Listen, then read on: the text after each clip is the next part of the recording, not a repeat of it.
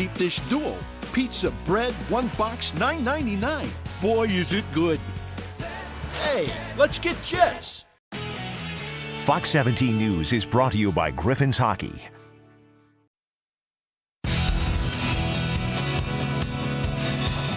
Many workers didn't have to call off. Their employer simply shut the place down and said, don't come in today. Yeah, that was the case in Kalamazoo County. Fox 17's Leanne Town has more. No such thing as hotcakes on a cold day. If you're here in Portage, places like IHOP putting signs like these on the front door apologizing to customers for closing because of the snow emergency. But there were some places up and down South Westnedge that decided to have people come on in and stay warm. Behind that shield of snow, a beautiful new Courtyard Marriott tucked just off of I-94 in Portage. Warm beds, hot coffee, and a friendly staff. Unfortunately, some customers who planned on staying Sunday night couldn't. We lost probably a good 10% of our clients last night that should have been in. We were pretty much expecting there'd be a lot of cancellations with the airlines going down. It's pretty much expected. All of us have been in the hotel business for a while. Roads were so bad, rooms were provided for staff to stay.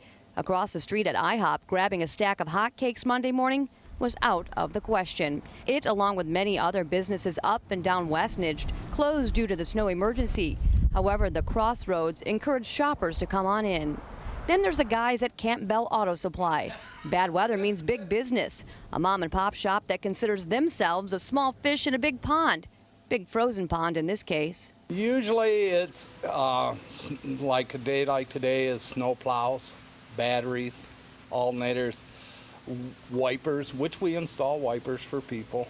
Customers tell Jerry they don't want to be out but have to. The Campbell Auto guys appreciate being the go-to guys on days like these. As long as one or two of us can get here, we'll be open.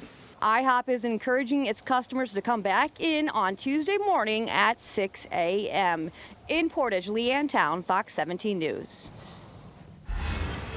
Live Fox 17 radar continuing to show lake effect snow showers across West Michigan, heaviest between I-96 and I-94. In Kent County, where we see these darker shades of blue, including right here in Grand Rapids, that's some pretty heavy snow that extends down 131. Also M6 getting some heavy snow, and I-196 some heavy snow as well. If you're heading off into Ottawa County, it looks like we have heavy snow just about all the way up to Muskegon on I-96 at this point. US 31 too.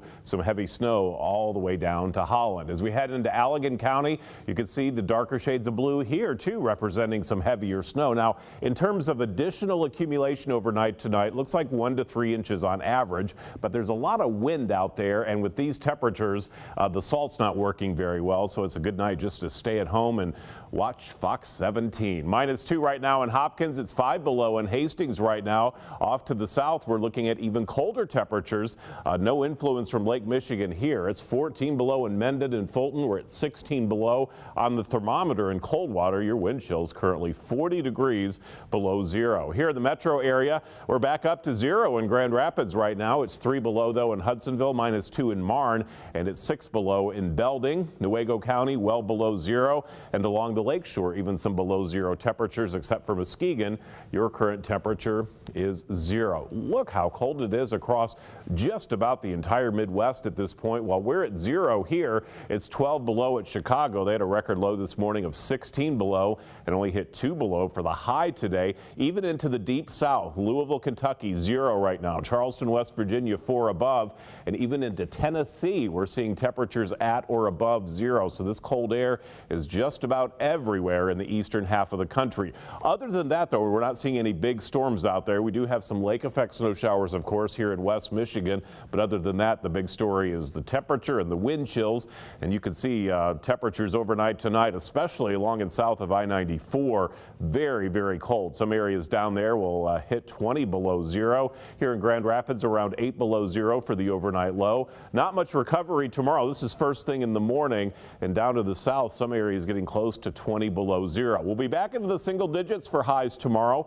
and the warm-up continues into tomorrow night, such that by Wednesday morning, Look at this, some double digits above zero across many areas here in West Michigan. Your forecast overnight tonight, those snow showers continue. We'll drop down to -8. Wind chill warning remains in effect all the way through tomorrow with wind chills between 20 and 30 degrees below zero. 8 above tomorrow, up to 15 on Wednesday. Just light snow Wednesday and Thursday, 25 for the high then, and above freezing it looks like for the upcoming weekend, with chances for a wintry mix of precipitation. We've got continuing coverage now. As you might remember earlier, Kevin put a a glass of cold water and a glass of hot water outside, and he was going to show us which one froze first. So let's go outside and get the results. Kevin?